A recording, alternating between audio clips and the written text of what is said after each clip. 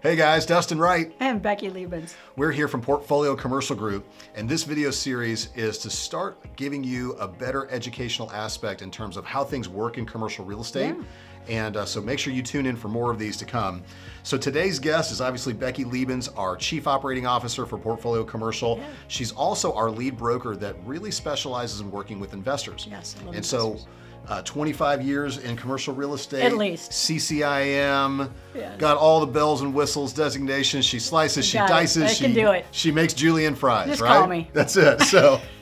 So Becky, one of the questions that Matt and I get from our residential partners on a regular basis is they'll have a conversation with a client looking to buy commercial real estate, maybe expand from buying single families or even multifamily property and get in the commercial side of the world. Yeah. If you were having a conversation with an investor or maybe one of our residential partners asked you, Sure. hey, I've got a client looking at purchasing commercial real estate, what's the initial kind of 3 highlight points you're wanting to know about to kind of navigate that conversation? Yeah, so one of the first things is talking about the cash that they're going to invest. It's at least 30% of cash in the price. So if you've got a $3 million property, right, looking at almost $1 million in cash that they're going to need to invest with, right? That's number one. Okay. Number two is going to be this cap rate that they're always talking about that you probably don't know anything about, and they think it's really important, but it's really not. It's actually called cap because it's NOI, which is your income divided by your purchase price.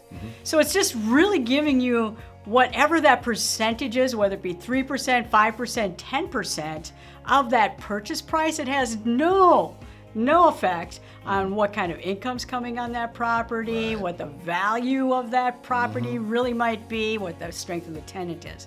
So there's so many other things to consider, but that's what cap rate is. Okay. The third thing is, what are you going to do at the end, right? What are you going to do with this property? Are you going to hold it for 5 years, 10 years? And what are you going to do with that cash when you're done, right?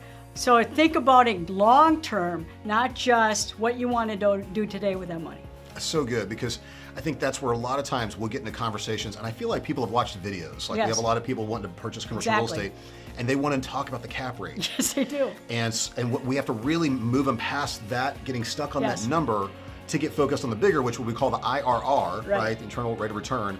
We're looking for the bigger picture because to Becky's point, if we're going to own the property for 10 years and I put $1 million in the property, but it's going to be worth $5 million at the end, and over that course of time, if I've made back over $1 million, I've got 100% cash on cash return on my hold. So where can you get that kind of investment return on anything for that matter? That's Talking straight investments, right? That's exactly right.